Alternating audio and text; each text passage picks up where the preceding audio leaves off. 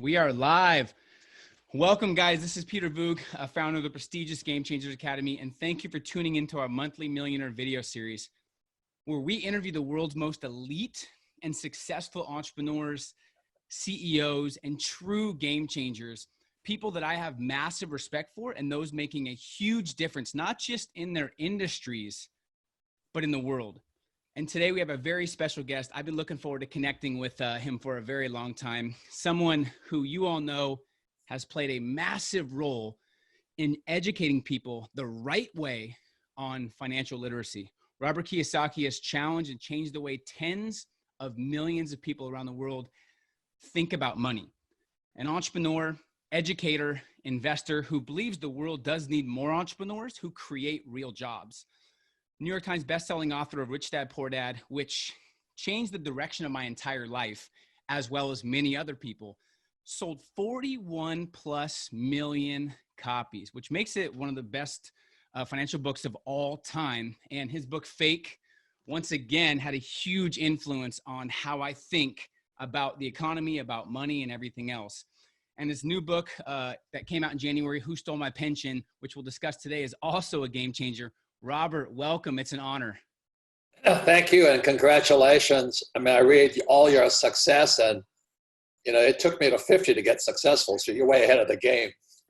Well, thank you for sharing your secrets. You helped me with Rich Dad, Poor Dad. It's interesting. Let me start with this. Someone asked you a while back, they said, how does it feel to reach so many people and shift this industry like you're doing? And you said it was humbling because you almost flunked out of school and you can't write. Almost. You did flunk out of school, but how do you almost flunk out of school? There's either something wrong with the education system or you, and I don't think it's you. So what does that make you feel like when you think about that? You almost flunked out of school. They made you feel stupid. You weren't a good writer, and now you're one of the best authors of all time. Well, thank you for that. First of all, I want to say to your audience, if you want PC, political correct, it's not me, sweetheart. I'm a U.S. Marine, 2 tours in Vietnam, and I was on the front line. I wasn't in the rear. So my language is a little bit different. But I think that it was going to military school in New York because I was such a bad student. I grew up in Hawaii. I was a surfer, completely effing worthless. If not for football, I would have dropped out a lot earlier. But I flunked my sophomore year, my senior year, because I can't write. And it's not that I couldn't write, it's just I refused to tap dance for the English teacher. Mm-hmm. In other words, I refused to drink the Kool-Aid.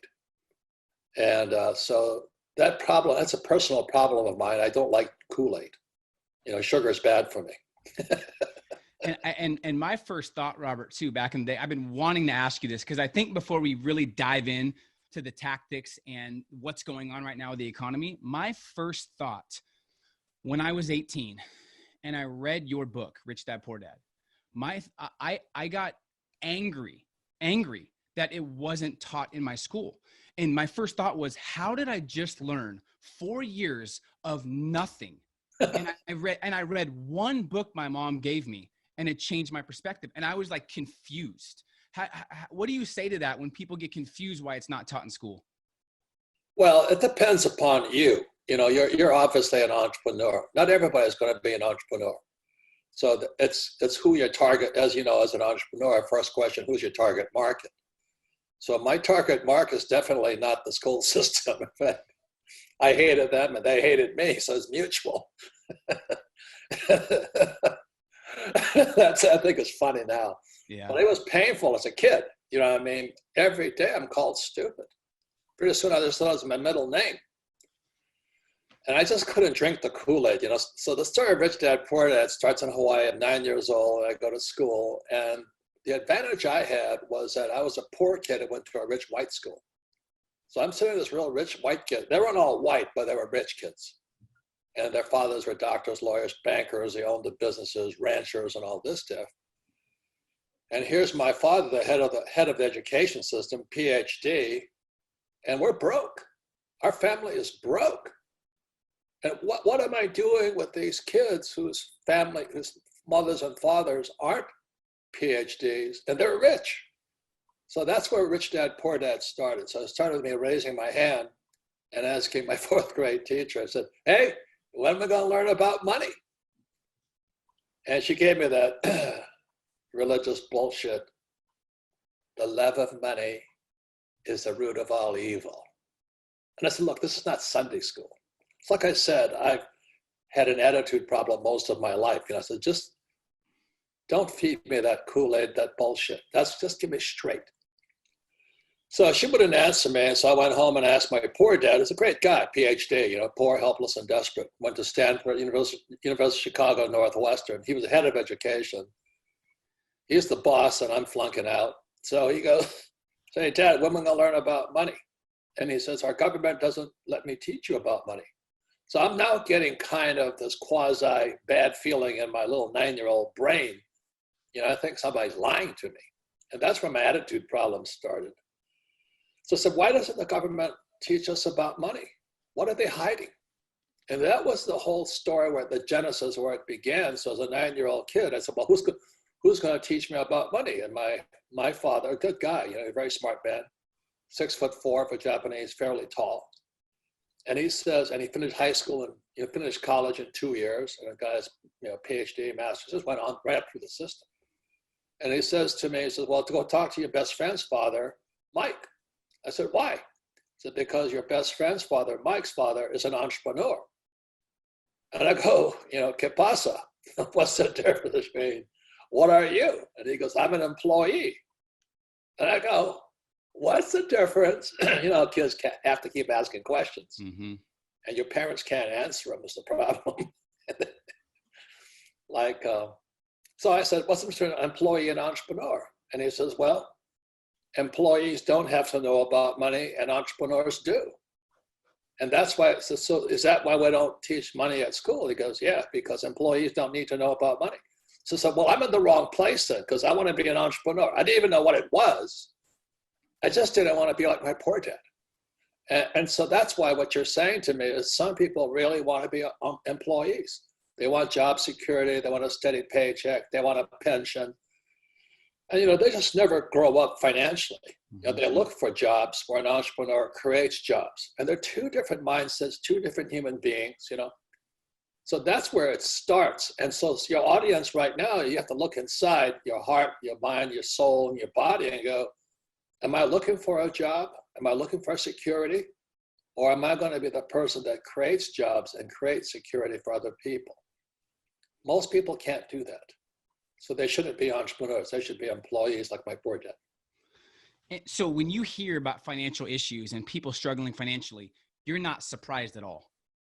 Well, no, everybody's got financial problems, even the rich, I was doing fine, and then when you get rich, then you hire people who steal from you.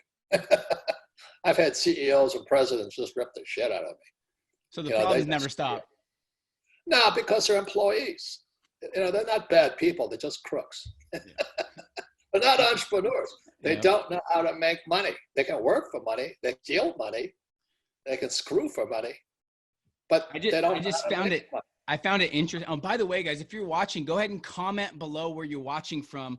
We're going to pick a winner. Whoever shares this and comments below, we're going to give you access to some of Robert's amazing stuff, the cash flow game.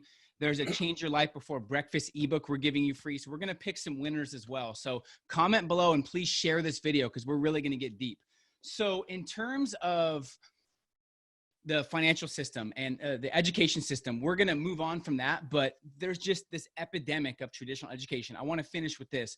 Some people, Robert, are borderline obsessed with traditional education. And parents think that if their kids don't go, they're going to fail in life. And it makes people, it made me, when I didn't want to take the normal route, when I didn't want to go to college, it made me feel stupid. Society did. So you said in your book, that I laughed at this line in fake, and anyone that wants to really get educated, fake money, fake teachers, fake assets, you definitely want to check this out. But you said something in your book. You said the primary reason most people aren't wealthy is because they went to school. Right. That's a pretty controversial statement. Right.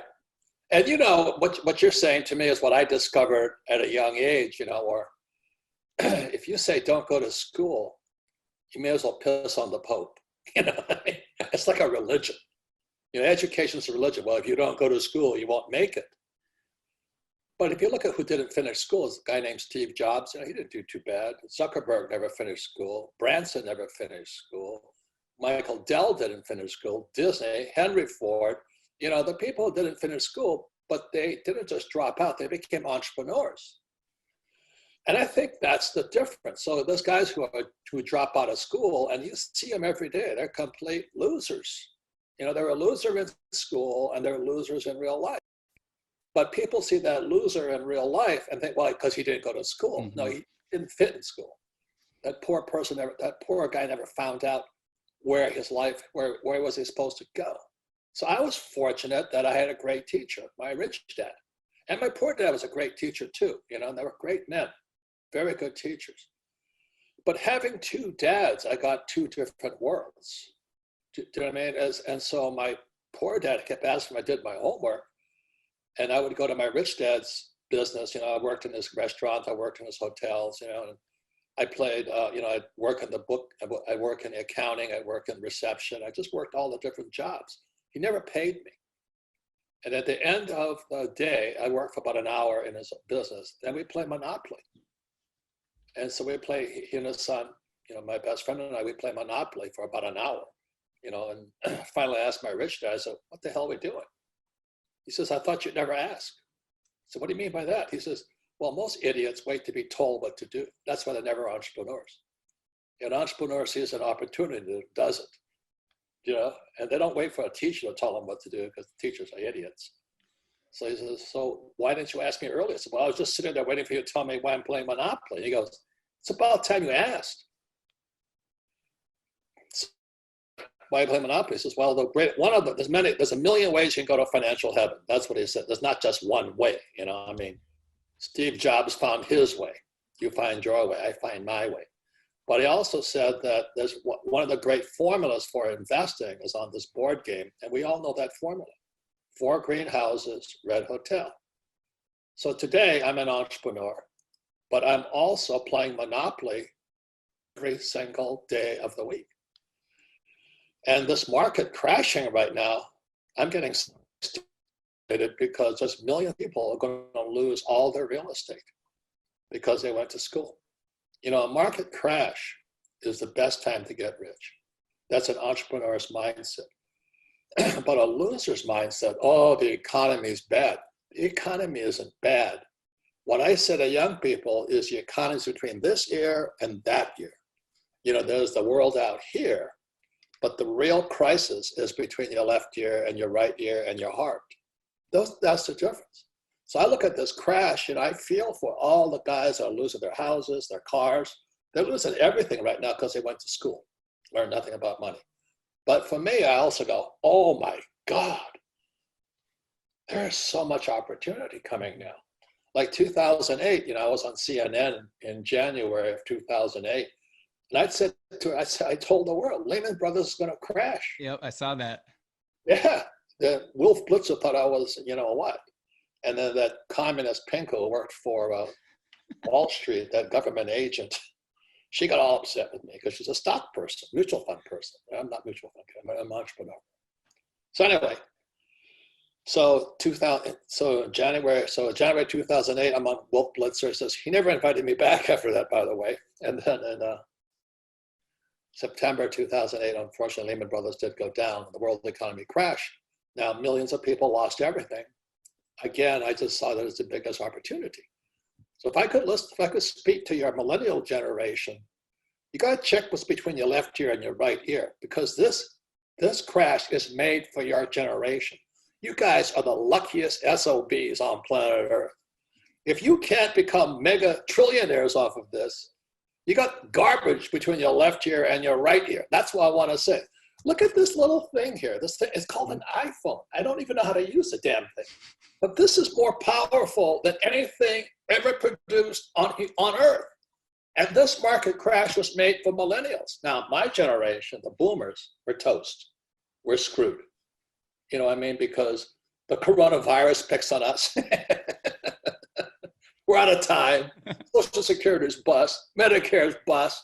Our pensions have been robbed, and they still say to you guys, go to school and get a job. I mean, tell your parents to shut up. Change what's between your ears. You millennials are in the best position on planet Earth. I mean, oh my God. If you know how to use this thing, the world is open to you. But you got to get rid of the employee mentality.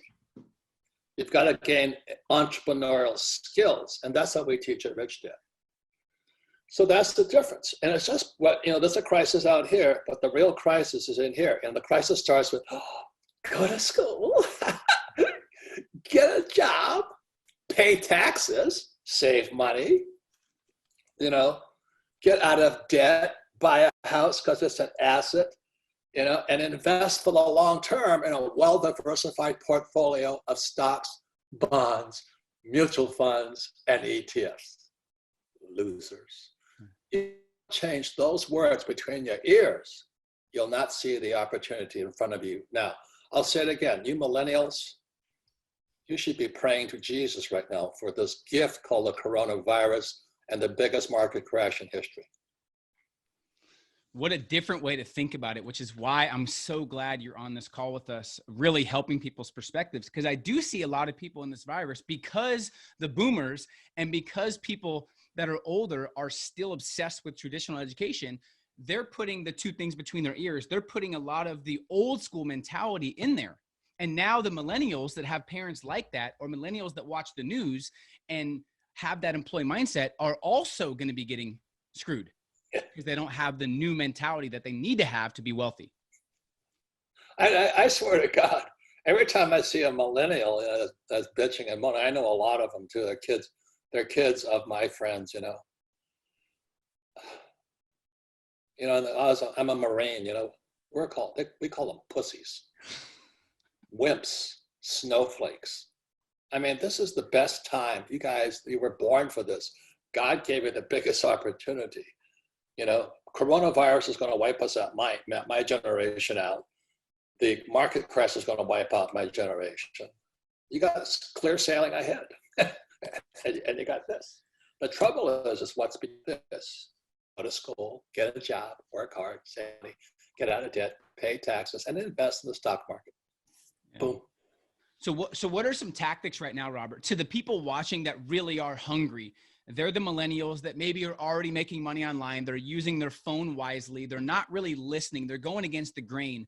What are some tactics, especially in this quarantine, that people can do to start educating themselves and develop real skills and put themselves ahead of the competition? What are some tactics and ideas? It's not a tactic. It's this.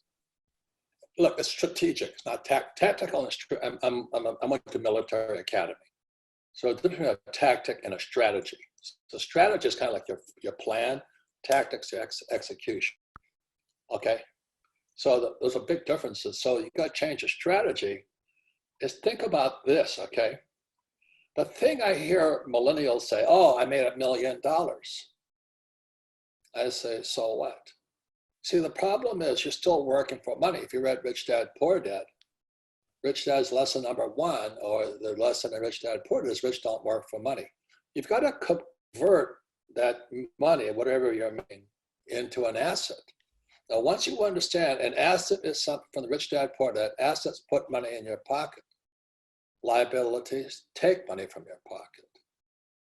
So Rich Dad, Poor Dad, all Rich Dad, Poor Dad is a book on accounting, income statement, balance sheet, statement of cash flow, the most boring subjects on earth. I was going to my MBA program. I dropped out because the MBA teacher had his head up his ass. I couldn't stand him, So you read Rich Dad, Poor Dad, you say, I want the cash flow. So the reason I'm doing fine is because I have 8,000 apartment units. Now people are saying, well, they're not going to pay their rent. Some aren't. Always remember this. The Fed always bails out the rich. So they're going to bail me out too. Other thing they're going to bail me out for right now, because I have employees, they're going to give me 8 weeks of free income. God bless them. The laws are written for the rich. They're written for entrepreneurs, not employees. If you can understand that, you can shift your thinking. So this crash is coming, and I'm getting all excited and going, oh my God, I'm just waiting. It's gonna be another 6 or a year. People are turning in their keys right now. They're turning in the keys to the Lamborghinis or Ferraris. All these guys who had money but no wealth. A lot of them. Your generation has a lot of them. They all flash and no cash. They I got like that nothing. it's thinning out the herd, though. It really is thinning out the herd to the people that haven't been investing in assets. Well, so when I went to Vietnam twice, and when I was about 25 years old, and I was waking up. And I woke up when I came back from Vietnam. I was stationed in Hawaii at Kaneohe Bay. I was flying for the Marine Corps. And my poor dad was unemployed. And he was and he says to me, he was unemployed because against his boss, the governor, who was a criminal. Most politicians are criminals, but they won't admit it, but they are. The governor and his best friend, the governor they were both police officers. One became governor, and one became head of the Hawaiian mafia. So they're all criminals. And my father ran against them like an idiot. But then he was blacklisted, which said he could never work in Hawaii again. So I come back in 73, and my dad's, he's unemployed. He's telling me the same thing. Go back to school, get your master's, get your PhD. And I said, I wind up like you. He says, what are you going to do? And I said, I already have 2 high-paying jobs. So when I went to the academy in New York, I graduated with 3rd mate's license, which means I can sail any ship. So I was a tanker officer. I can drive oil tankers. They're still in business today. Passenger liners are gone. Oil tankers still hanging around. And being a pilot, United Airlines was hiring, they're all hiring. But I didn't want to be a high-paid employee. I wanted to be an entrepreneur. So that's why in 1973, when I was about 25, I had to choose to be an entrepreneur. So that's why I went to listen to my rich dad. And I think your guys listening right now, I think many of you are in that same, I might go back to school and get loaded down student debt, which is criminal. Because you look at the student loan debt, the 2008 crash, there was only 1 billion in subprime mortgages. Today, there's 1.7 trillion in student loan debt. It's criminal what they're doing to your generation, and that was the Obama administration. I'm not Republican or Democrat, but that's what's happening. So without financial education, your generation is stuck, and the crisis is between this year and this year. And I think a lot of you say, well, should I go back to school? Well, for what? If you're going to be a doctor, yeah. You're going to be a lawyer, yeah. But you want to be an entrepreneur, you don't really have to go back to school, but you have to keep learning. You have to learn something different. So when I was getting out of the Marine Corps in 74, my poor dad said, go get your MBA, which I did. It's a waste of time. And then my rich dad said to me, you have to learn how to sell. I didn't want to learn how to sell. Anyway, I got a job with Xerox, not because I like machines.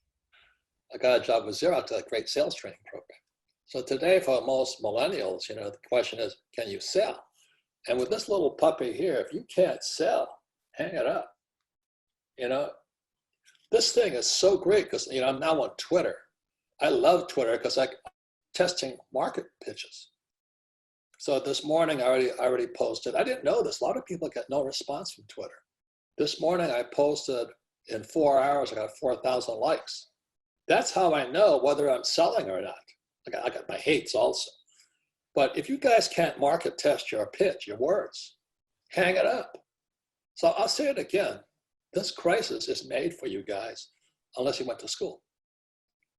I'm not saying school is bad. I'm saying you didn't learn anything about money. And what's between your ears, if you're still looking for job security, you still think that making a lot of money makes you rich, you're an idiot. Because I make more money from my assets than I'd ever make in a job. If I have 8,000 rental units, and some of them aren't paying, no problem, because I have liability corporations protecting me. That's a rich dad, poor dad. The rich use corporations to protect us. Okay. So it's not a matter about real estate or Twitter or all that stuff or stocks. It's this. If you're smart, you'll make money. Right now, my friend is making so much money because the market's crashing, but he doesn't have a 401k. He's a trader, can make more money than the market's crashing. So people say, well, and I look at gold. Gold is set to run. Now that's bad news. I have millions in gold, not in this country, outside this country, legally. I do everything legally. It's not that I don't want to go to jail and be somebody's boyfriend. You know what I mean? I have the best attorneys, best account, all this stuff. So I forgot what was that, but anyway, it's a great. And so you millennials. You're talking about gold. You're talking about gold. Gold. If gold goes to gold today is about, well, it depends whether it's European gold or American. Well, that's a whole different story. But anyway, if it goes to 5,000, I'm rich, but the economy is going to come apart. It's bad news. So, you have to look at all sides of it. My rich dad always said coins have three sides: heads, tails, and the edge. And an intelligent person looks on the edge. That's why our schools are screwed up, because they teach you there's right and wrong. That's bullshit. There's always three sides. The reason there's war is because you have two people think they're right. Marriage is nothing more than two people thinking they're right. Arguments are two people thinking they're right. So our school systems actually make you stupid, because if you really want to be intelligent, you want to see both sides. So if gold goes up, I'm rich. Unfortunately, economy's screwed. So it's not good. But anyway, that's how I look at things. I don't need money to get rich. So it's not how much money I make. It's how much money am I converting into an asset that retains its wealth. And it's a breath of fresh air hearing you speak, because there's a lot of people fluffing things up and trying to make people feel better, which is great. Some people need that. And I think our economy needs the empathy, but you're someone that's actually like being factual and saying, get real with yourself. This is what you need to do. If you don't do this, you have to be okay with not making money, which most people aren't. So let me ask you this. By the way, guys, comment any breakthroughs you're having from Robert. He's spitting some fire, and I hope you conceptualize what he is sharing, because this is something that could change the trajectory of your entire future if you take this serious and, of course, take action from it. I want to talk about the stimulus package, okay? Whenever the economy kind of crisis happens, whether it's a black swan or not, historically, the government kind of jumps into a massive stimulus package worth trillions. I wanted to get your personal opinion on the long-term effects of this strategy. And do you think it's going to continue being the go-to? Is this going to kill the US dollar? Has it already killed it? What's kind of your thought process? It's going to kill it. The dollar will get stronger because, as you guys may know, the US dollar is a reserve currency of the world. So 80% of the world's debt is measured in dollars. So everybody right now is scrambling for dollars to pay off their debt. Okay.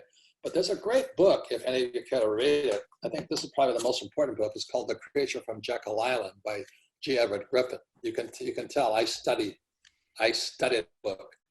It's fantastic. But one of the opening statements is it's about the Federal Reserve Bank, which is a criminal organization. And the Federal Reserve Bank is not U.S. It's a cartel, like the Medellin drug cartel. That's what they do. They're just pumping out a drug called money. That's what the Fed does. This morning I tweeted there's 9,000 PhDs and they're all idiots because they went to school. But the Fed is manipulated by another group called, and I was a student at Buckminster Fuller here, it's called the Grunge of Giants. So you have these people who are the uber rich, ultra rich, who control the Fed. And the Fed are nothing but puppets like 900 PhDs who know nothing about money, like Janet Yellen and Ben Bernanke and who's the other guy? I think. But their job is not to protect the U.S. Their job is to protect the rich. So what if you get into picture here, it says here, like from Jekyll Island, the word bailout, but they now call it stimulus because people are kind of tired of bailout. But they bail out the rich. It's a smoke screen. I was a Marine pilot. We used to, like if a guy was in trouble, they say lay down smoke. So these guys would pop smoke grenades, and so we could get inside and pull them out. So we come in, guys hiding behind the smoke screens, we load them and get them out of there. So a stimulus or a bailout is a smokescreen for the rich. So what it does, it jacks the price of stocks up so the rich can sell. They can sell, and it crashes again. At the same time, your financial planner who works for Wall Street will tell you, oh, stay in it for the long term. You know, but besides, if you sell your 401k, you're going to take a 10% penalty. Well, sweetheart, I just took a 50% penalty because the market dropped. No, but you don't want to lose that 10%. And the market will come back up. So anyway, the rich are exiting under this smokescreen called stimulus or bailout. And the poor and middle class are handcuffed with their stupid 401k. That's like being on the Titanic and somebody saying, well, put these handcuffs on and write that sucker down. And that's why, you know, I am very happy, very proud to talk to you, is because you want to get out of this situation. You can't think like an employee. The people who are going to get out of these handcuffs or these thoughts in your head are entrepreneurs. You know, so no matter what happens, an entrepreneur with the appropriate skill sets, not all entrepreneurs will make it, obviously. You'll do very well because you're not handcuffed to the idea of need job security, paycheck, and a pension, which is fake. I want to talk about pension in a second too. And there's something that you say in chapter 2 of that book I want to hit on, but is there anything you can share with the average American, how, you're already laughing, how to turn fear into some certainty and confidence? Are they doomed if they're not thinking like entrepreneurs, or is there still hope that they can start thinking more strategically about their future? How do you turn fear into certainty? That's a perfect question because, see, the problem is college professors are as pussies there are. You know, because I grew up, my whole family's professors. You know, the only thing they care about is tenure, you know, which is paycheck for life, pensions, and job security. That's all they care about. So what do they communicate to the student? Fear. You need to be protected.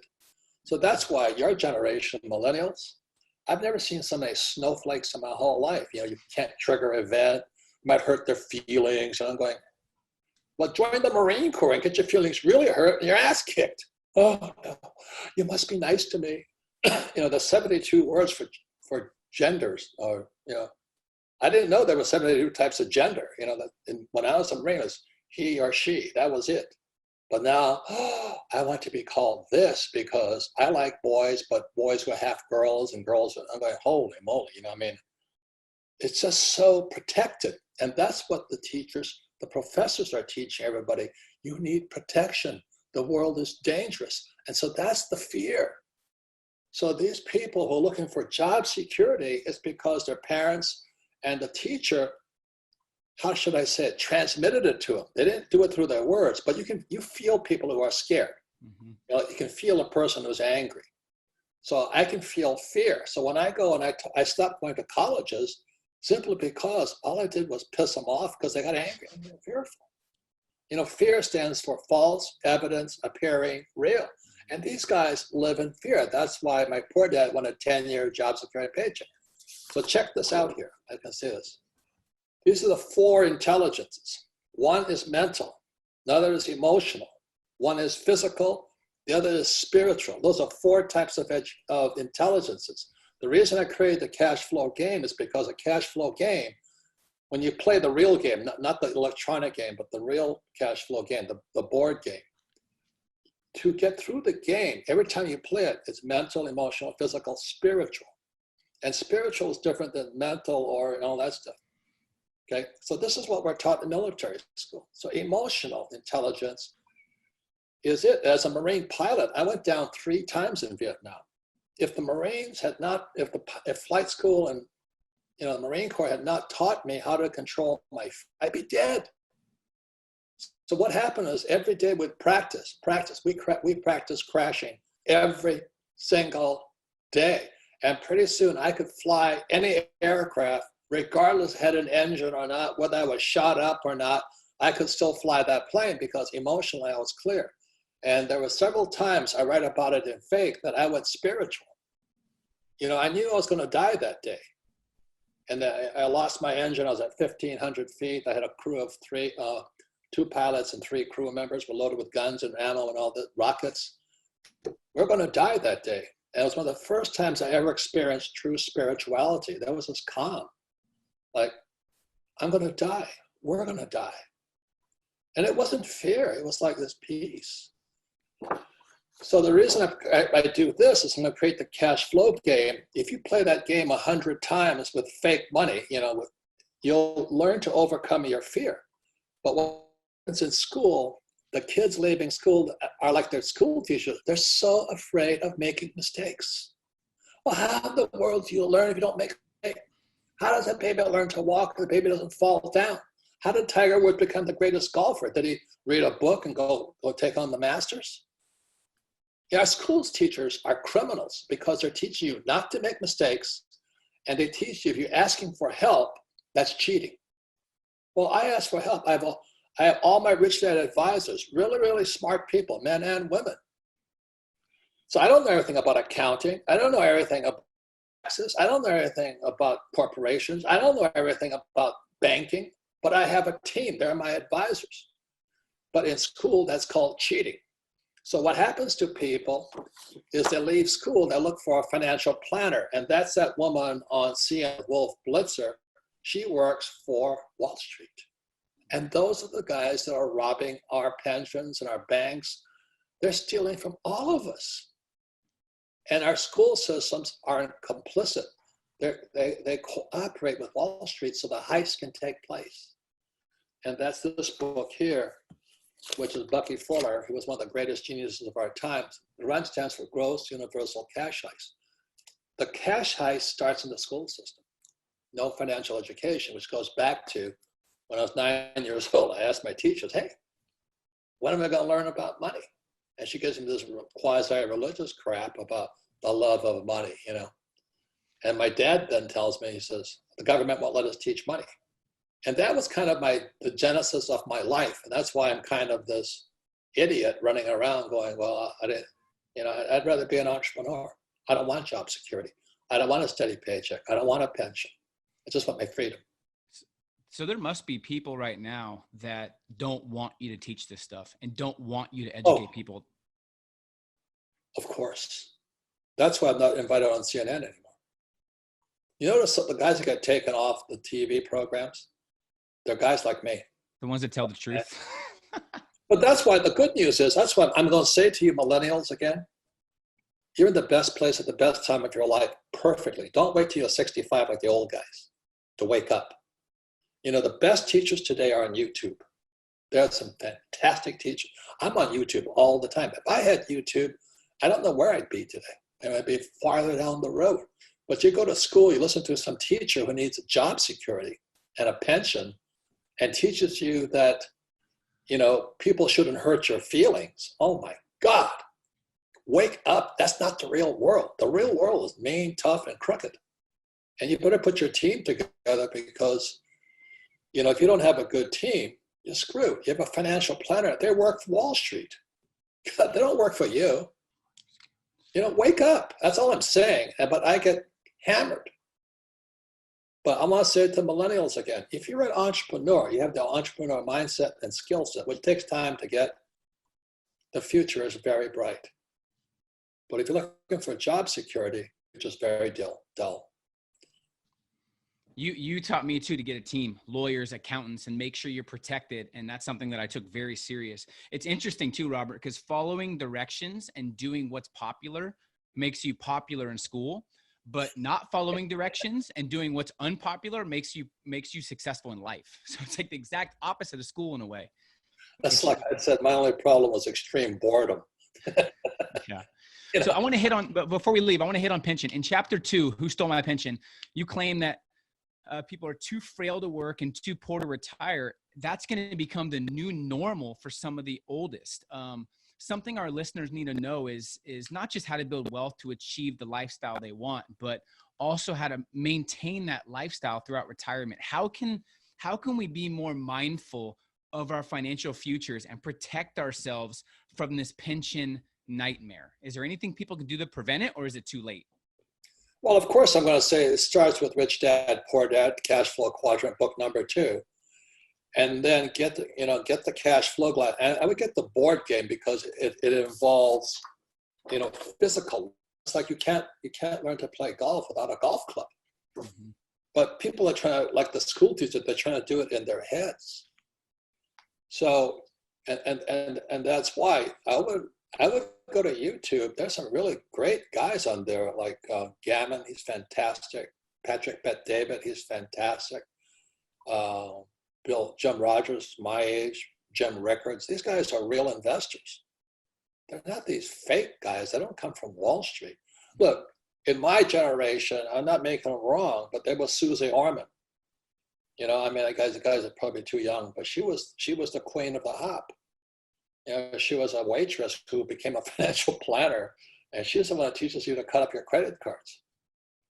And I said, I love credit card. See, the credit card isn't the problem. It's this the problem. And then there's Dave Ramsey who says live debt free. And too, it's not my teacher, he's a friend of mine. But I'm 800 million in debt, almost $1 billion. That's why I'm rich, because the more debt I have, the less tax I pay. So it's a different game. Do I recommend what I do? No. It's frickin' dangerous. Right now, as you said, a lot of these guys turning in their apartment keys and all this stuff. But all it's going to do is make me smarter. Nassim Taleb says, he wrote the Black Swan, and the Black Swan is this pandemic. But he talks about this fragile, and most kids today, most millennials are fragile. You can't say anything because you hurt their feelings. Oh, fucking grow up. Just grow up. The second type, so you have fragile, then you have robust. And robust is like a rock. You can pound on the rock all day long. They'll take it, but they're not going to get smarter. But anti-fragile, this is Nassim Taleb now. Anti-fragile means the more you pound on me, the smarter I'm going to get, the smarter and stronger. So let's go into the gym. When you're going to the gym, you're anti-fragile. So the baby boomers who are sick today or afraid of this coronavirus is because they didn't go to the frickin' gym. They ate the wrong foods. They don't get enough exercise. They sit around and watch TV. I don't know what's wrong with these guys. I'll be 73 tomorrow. I'm so old. I don't remember how old I am. I've had pneumonia 3 times. I've crashed 3 helicopters. I've been broke. I've come back, but every time I got smarter and stronger. That's anti-fragile. But our schools are putting out wimps. Oh, you hurt my feelings. Oh, you hurt my feelings. Screw you. Grow up. Really I'm in the business of financial transformation, not education. Susie Orman's in education, Dave Ramsey's in education. I'm in transformation, and the definition of transformation is metamorphosis. A metamorphosis is what a caterpillar does when they turn into a butterfly. So when a caterpillar becomes a butterfly, they've metamorphosized. So the definition, look up in the dictionary, the definition of transformation is the transformation, definition of metamorphosis is the transformation from an immature form to an adult form. Immature form to an adult form. So what I see a lot of your generation, they're going to school and they're going in as caterpillars and they're coming out as earthworms. What good are they? I see it. Trust me. And I'm telling you too, Robert, all my hunger comes from my toughest times, comes from being broke, yes. Comes from like getting scammed. All my hunger comes from those times. So I think people aren't using their adversity to their advantage as well, which is a shame, especially because I think if you develop yourself during tough times, you'll be able to dominate the rest of your life, which is what you're doing. And I'm very, This crisis could be the best time of your life. It'd be when you turn from a caterpillar into a butterfly, or you can go from, caterpillar to earthworm. And most people become earthworms because they went to school, because that's what they teach you in school. They're called snowflakes. They're coming out snowflakes. And the reason I went into military school and the Marine Corps was because I'm pretty tough, but I had to come out tougher, stronger inside of me. So I loved that. I wasn't very good at the Marine Corps either. I had disciplinary problems, like I said. But anyway, it was good. It was really, really good. So Well, losing all my money several times was really good. Partners cheat, lie, and steal. Man, that's character building. I said, thank you. You just made me smarter, made me stronger. When I've interviewed some of the world's most successful entrepreneurs, like you talked about Patrick Bet-David, I just talked to him yesterday. When I talk to them, they are always learning and growing and adapting and adjusting. I see a lot of society, they love to just kind of chill out, play it safe, watch Netflix, relax, drink, go to party. They like to just chill, like they have all the time in the world. When I talk to people like you, you're 73 tomorrow. Happy early birthday. You're still reading. You have 3 or 4 books right in front of you. It's no secret why you are where you are. I just want to get that in people's heads that you never can stop growing the right way. Not the wrong way, but the right way. But first of all, there's no right or wrong. So when you're wrong, at least you did something. Yeah, true. Do you know what I mean? I've done so many things stupid. I should be in the stupid Hall of Fame. But what I say to people, my rich dad said to me, he says, knowledge is finite. In other words, what you know is finite. There's only so much you know. But stupidity is infinite. So that's why I'm so successful, because I stay in the infinite. I stay stupid. And the more I stay stupid and the more I learn mistakes I made, right and wrong, the smarter I get. So that's like Tiger Woods, that guy was the biggest comeback I've ever seen. He had back problem, marriage problems, people hated him, and he comes back. I said, holy Jesus, he inspired me to no end, Yeah. But then there was O.J. Simpson, who was a crook, and he became a bigger crook. So it's up to you. It's up to you who your role models are. So that's why I had a rich dad and a poor dad. My poor dad, when he lost everything, he went down. And my rich dad, I saw him lose a lot of the time. He got stronger. So that's anti-fragile, robust, and fragile. The kids coming out of school today are fragile. They're wimps. They're pussies. They're snowflakes. I wouldn't hire them. So it goes back to what's between here. I think all of your talk goes back to that. Is there anything we can... The Mexicans call it cojones. You have cojones, I've heard that. So I'm going to let you go in a second, but I feel like there's so much value being shared. In your book, Who Stole the Pension, there's kind of a call to action, but is there anything we can do to prevent institutions like General Electric or Wall Street from trying to find kind of countless loopholes to deny pensions? How can we hold them to their promises, or do they not care at all about their word and they love kind of finding the loopholes? No, there's another book you should read. It's called Tax-Free Wealth by my tax guy, Bill Wright. There's no as a loophole. A loophole suggests something's wrong. All taxes are incentives. So if I buy real estate, I get taxes for it. So if I donate money to charity, tax incentive for it.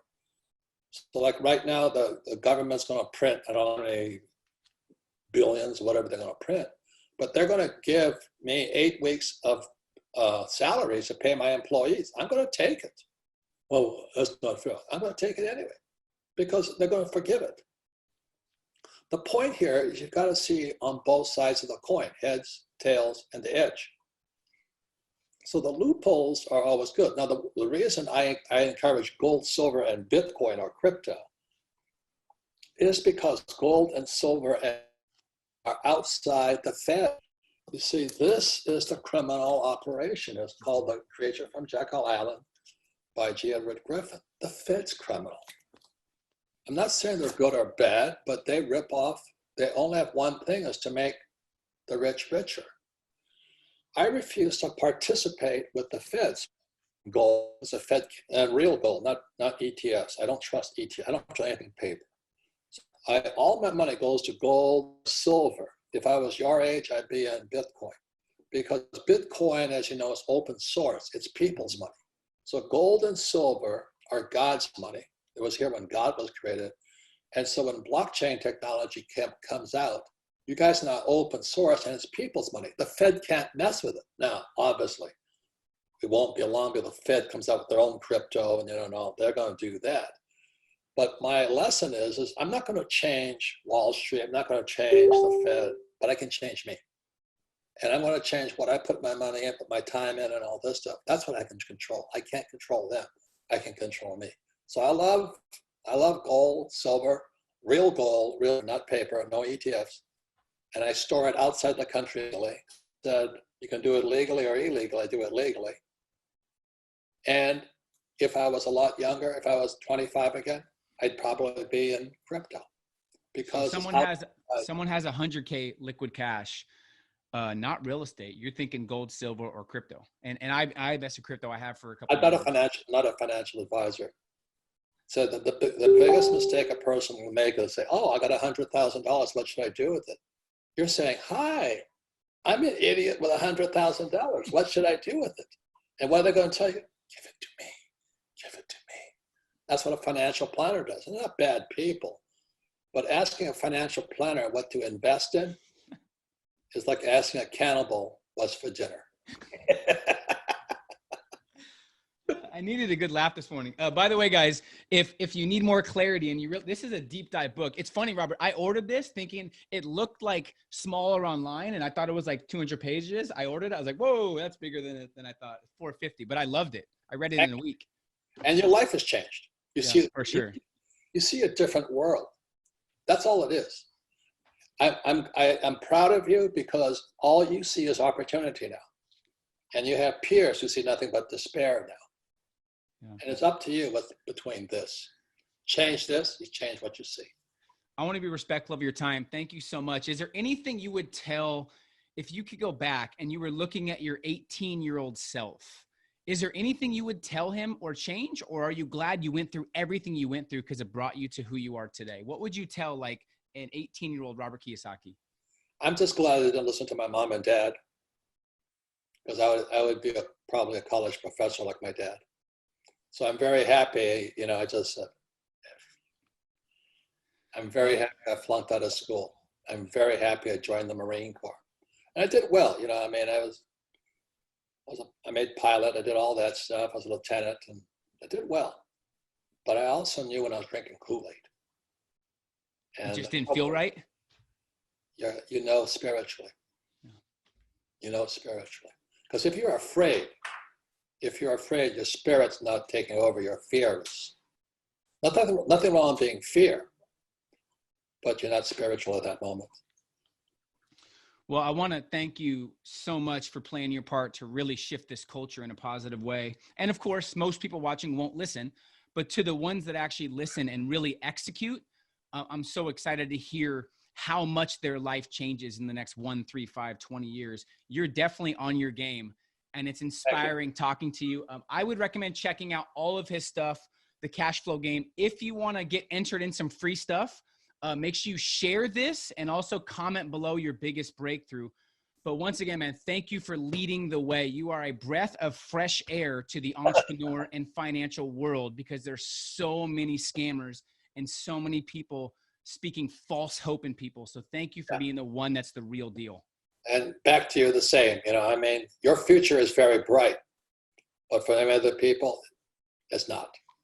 It's up to your choice, which world you want to see, brightness or darkness, up to you. Love it, man. Let me know if there's anything I could do for you, and we'll talk soon. Thank you.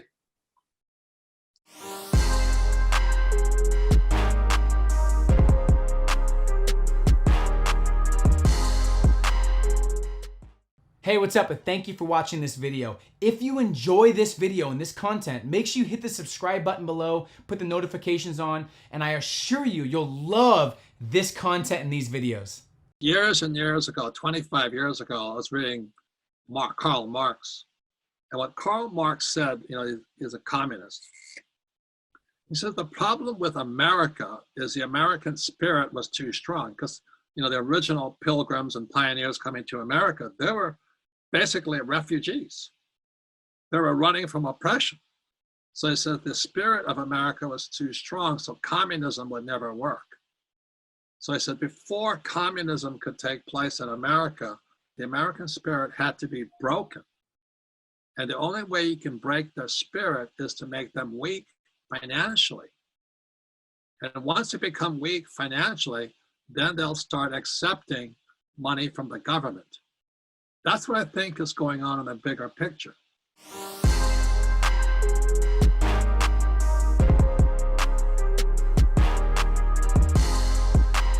I want to talk about a tweet because I think something's fishy going on. There's a lot of ulterior motives, and most of our society buries their head in the sand about it. And if you bring up pandemic, they just like, they really get mad. So you said something in a tweet. You said pandemic or plandemic. There will be a surprise pandemic in the near future. Dr. Fauci. Repo market collapses September 2019. January 2020, COVID terrorizes the world. Is Corona a smokescreen for big bank fake money claps, or a way for big pharma to make trillions vaccinating the world? That's a pretty controversial tweet. What do you think? Well, that's why I tweet. Every tweet is controversial. I love it. I was the kid in the back of the, in high school. I'm sleeping in the back of the room, and the only way I could stay awake was raise my hand and make some wise-ass remark to the teacher. Hey, nothing has changed. And I sit there, the teachers, when I was in high school, they kept saying, well, if you don't get good grades, you won't go to college and you won't amount to much. So I raised my hand because I have to take them on. I said, did you go to college? She goes, yes, I did. I said, well, you didn't amount to much. Oh, man, that's funny. And I wonder why I flunked out of high school. I mean, I graduated, I have a college degree and all that. But I just hate it when somebody sits there. I just don't get it. Why would you tell me I won't be successful? It's not up to my teacher to determine if I'm successful or not. It's up to me. And even if I flunked out, I'd still be successful. It has nothing to do with my grades or my college degree and all that. Nothing. It's up to me. And the same with all you listeners out there. Your success, rich, wealthy, happy, it's up to you, not anybody else. So don't give me that BS. That's what I attack. So that's why Twitter is kind of my new favorite attack mode against the system, should I say. Well, it's great that you're educating people and sharing your truth with people and not fearing anything. I love that. There needs to be more people like that. So what's your take on, is Corona a smokescreen for the big bank, fake claps, big pharmas? Because I mean, pharmaceutical companies with vaccines, they make $50 billion up front and $500 billion on the back end from some of the negative effects. So is it big pharma trying to make money? Is it what's your take on everything going on in terms of the pandemic right now? Well, there's multi-levels to the issues, I mean, there's what we're doing right now. We're just kind of blowing in the wind and stuff like that. We're basically on the survival mode where there's people like, I guess, the Hunger Games. There's other society things are smarter than all of us. And those are the guys I worry about, is because, Jim Rickards, who wrote Road to Ruin and all that, he writes about the elites. And the elites are like the Clintons, the Obamas, Larry Summers, the Fed chairmen and all this. They all went to the best schools or Ivy Leaguers and all this. But they think they're better than all of us. And they may be smarter, they may be more successful and all that. But don't run my life.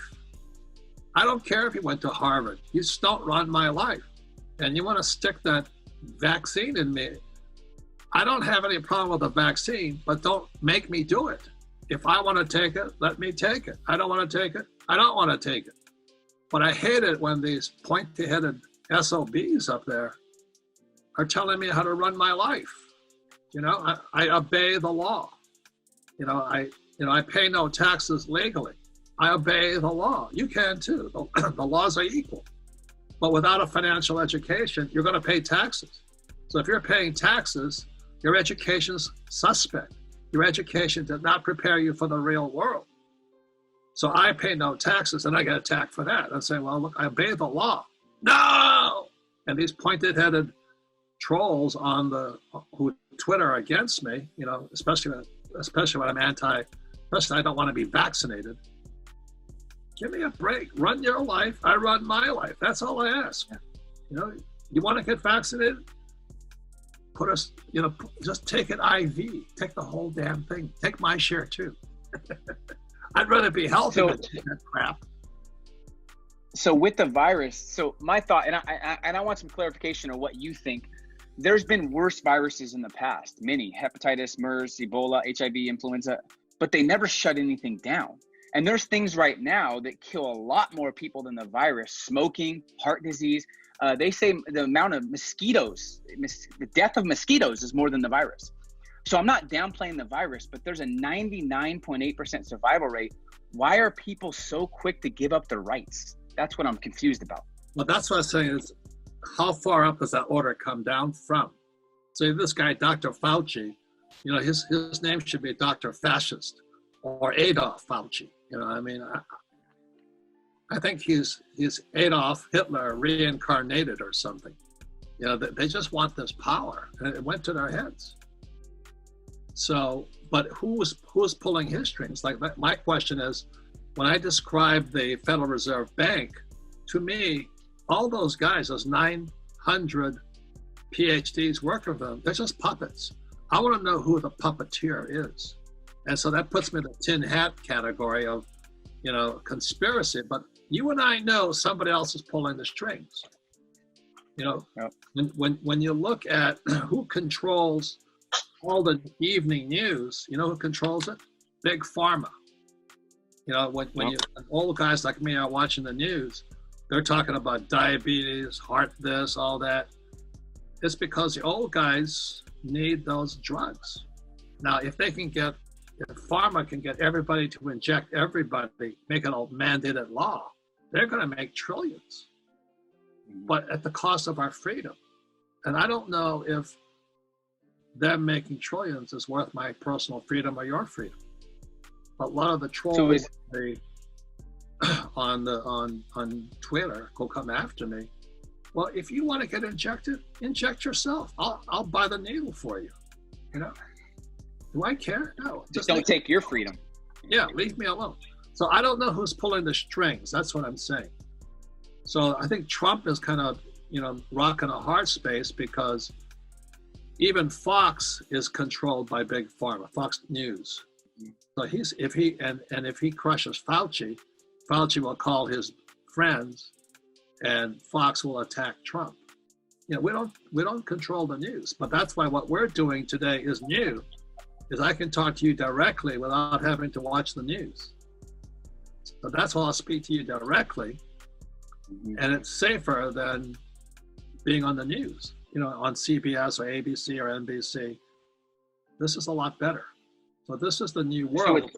This is the new world. So it's to their benefit. It's to Big Pharma's benefit. It's to the certain elites' benefit to put society in fear mode, correct? Yeah. And the CNN. So what's your thoughts on CNN and some of the news that is just everything is making sure people are in fear? What's your thought on that? I know you shook your head. Well, CNN stands for the Cartoon News Network. Or constantly negative news. Constantly negative. But no, I don't mind if it's negative, if it's truthful. Do you know what I mean? True. But when I see them distort the news, they intentionally distort the news. They change the numbers. I go, wait a minute. How can you do that? Do you know what I mean? How can you lie about the numbers and all this stuff? So I just don't get it. And what they'll do is they'll pick up somebody who is anti-Trump, and they'll play him or her loudly, but not give the other side of the story. So that's what I object to it. You know, at least be fair and partial on it if you can be. Like, you know, I'm not being paid to do this with you. Just want to say what I think. I just want my freedom, First Amendment freedom. First Amendment freedom is the freedom of speech and the freedom of assembly. So when you go to social distances, you've taken two freedoms away. That's what bothers me. And I fought in Vietnam twice for that freedom. So that's the difference. A lot of these fascists, like Fauci and a lot of these elites, and as a baby boomer, said, where were you guys in Vietnam? Were you spitting on me or were you fighting? So nothing's really changed, you know what I mean? When I came back from Vietnam and I got off the plane with my 16 troops, we got spit on, eggs were thrown at us and all this. And those are the guys running the academics now. And I think a lot of them became college professors because they have the same energy. You know, kind of the Hillary and Bill energy, Obama energy. You know, they're different people. And we should be. We're not going to talk about professors. If you want to know Robert's take on professors, watch our other interview. That was a funny one in terms of what you think of professors. But there's a lot of things that have happened in the past. Viruses do kill people. It's a very sad tragedy, but it happens and it has happened and it will happen. Why are they shutting down most of America? And these small businesses are expected to shut down. They get feed if they open up to make money, but they yet have to still pay their bills and their leases and their utilities. So they're giving them a lose-lose situation, but they're playing it off like, well, the virus is dangerous. I don't understand that. Well, this is kind of outside the box thinking. Is years and years ago, 25 years ago, I was reading Karl Marx. And what Karl Marx said, you know, is a communist. He said the problem with America is the American spirit was too strong because, you know, the original pilgrims and pioneers coming to America, they were basically refugees. They were running from oppression. So he said the spirit of America was too strong, so communism would never work. So I said before communism could take place in America, the American spirit had to be broken. And the only way you can break their spirit is to make them weak financially. And once they become weak financially, then they'll start accepting money from the government. So that was Social Security. I think in 1933 it started. And then we have Bernie Sanders coming to power and it's socialism. You had Andrew Yang, you know, universal basic income and all this. It's really socialism that's creeping in. And then communism comes in. And communism begins when the government controls industry. So right now, like Boeing and all that are accepting money from the government, but that means we now have government controlling our industries. So we've become communists in this process. So I'm a pure capitalist. You want to be a socialist or communist? That's fine with me. But I just don't like American people allowing it to happen.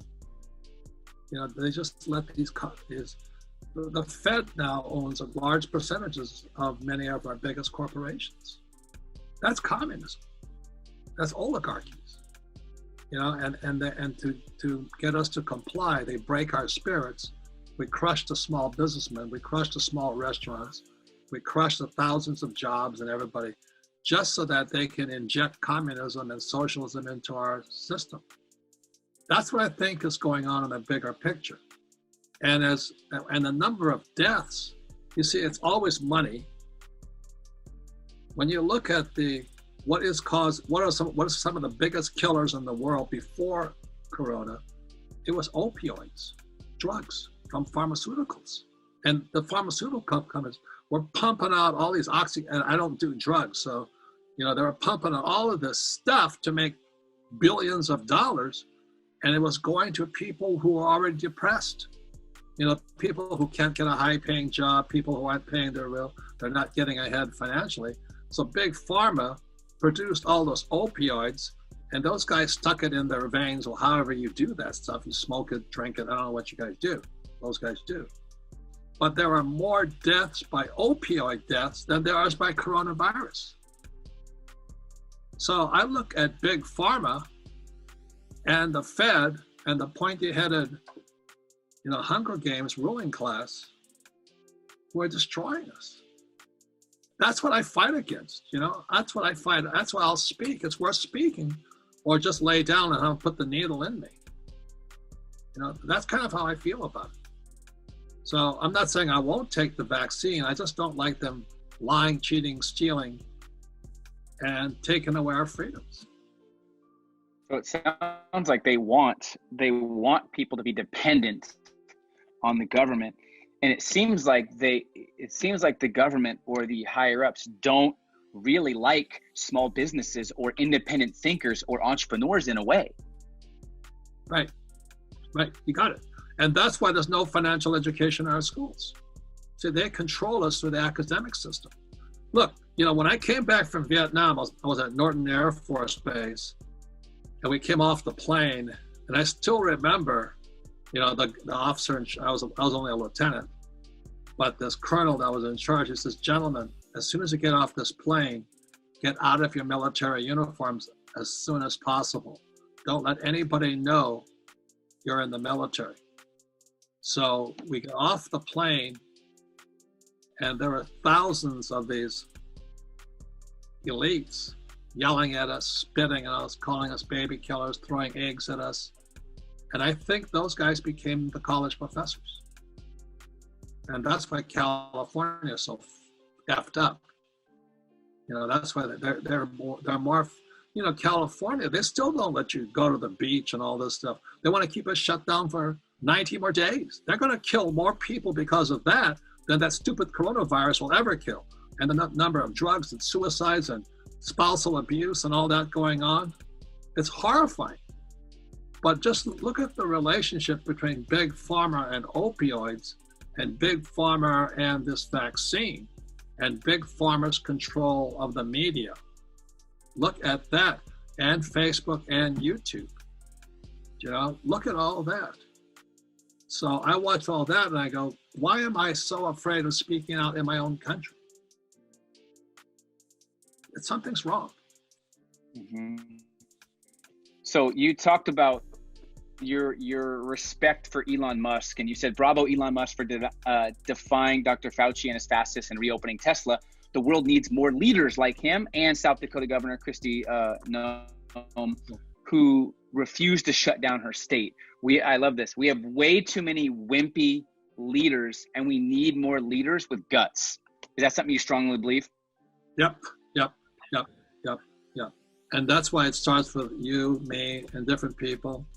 The one thing that I think these fascists did not count on was the power of what we're doing today. And look at how it's changing the world. It's like, it's like every Friday I have a meeting with all my guys. We used to do it on telephone, now we do it with Zoom. Well, that just screwed the airlines out of more revenue because now we don't have to fly there, and hotels got screwed, I don't have to fly them all in. So the entrepreneur is going to get richer while these guys who run the Hunger Games want to take our freedoms away, like the Dr. Fauci's. If he wants to inject himself, I'll do it for him, you know what I mean? But leave me alone. That's all I ask. Yeah. So, and it seems too, do you feel like the small businesses that are suffering right now will suffer even more with these effects of people staying at home? Is this going to get worse and worse what's your prediction for the next 6 months to a year in terms of small businesses, entrepreneurs? Yeah. It's more than small businesses. Let's go back to why I recommend Bitcoin, gold, and silver. Because this corona crisis will come back. I promise you. Fauci's already got it it's a pandemic. So it's going to crush anybody else who had any kind of guts. And that's why you need to be stronger today. If you're not stronger, they're going to get you this fall. That's my most dire prediction is. So that's why I said, why did you write Rich Dad Poor Dad? Because I could see all this coming. If you ever see me go to richdad.com. There's a site, I'm on CNN, Continuous Negative News of the Cartoon News Network. I'm on CNN speaking to Wolf Blitzer saying Lehman Brothers is going to go down. I said that in January of 2008, and Lehman went down in September 2008. But September was the same month that the shadow 2019, when the shadow banking system collapsed in America. The shadow banking system, for those who do not know, that's where the biggest banks go to bank. Like you and I go to the corner bank, Wells Fargo or Bank of America. But where do the big banks bank? They bank in the shadow banking system. So September 2019, less than a year ago, the interest rates in the shadow banking system went up to 10%. That meant the banks didn't trust the banks. They were going broke. So that's why in December and January, COVID appears. I go, oh, there it is. Is there anything people can do like right after this call, to just educate themselves to not live in fear, because I see so many people that live in fear. They want to project that fear on others to make them feel better about living in fear. I want to spread knowledge and wisdom and real value to people. So what can they do? And then I'll let you go, to just stay aware and stay alert and stay woke in a sense. Well, be aware of the guilt trip. Do you know what I mean? Like when I'm cruising through the Safeway, the people with masks on give me the stink eye because I won't wear a mask. And my doctor said it to me. He says, don't wear a mask. I said, why is that? He says, because it doesn't protect you anyway. And all you're doing is sucking in your bad air. So if you want to be protected, wear a mask. But don't expect the rest of us to do it. And don't give me the guilt trip on all that thing. And the other thing is on education, is because, you know, I've never did well in school, but the best teachers today are on YouTube. You know, if you really want to get ahead, go to YouTube. Listen to you, listen to me.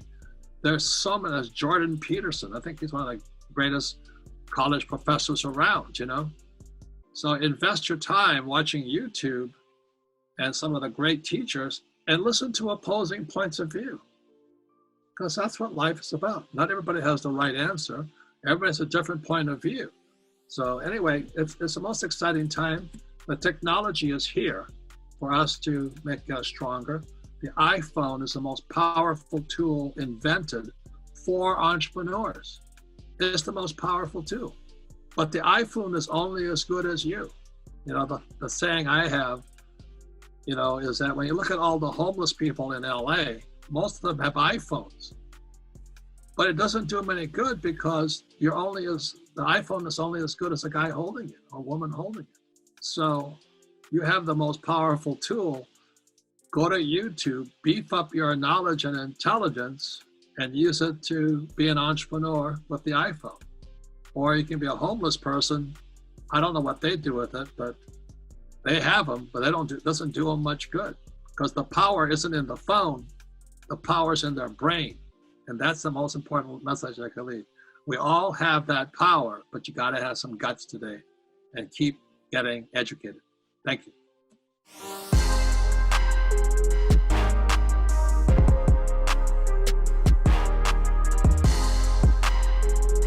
Hey, what's up? Thank you for watching this video. If you enjoy this video and this content, make sure you hit the subscribe button below, put the notifications on, and I assure you, you'll love this content and these videos.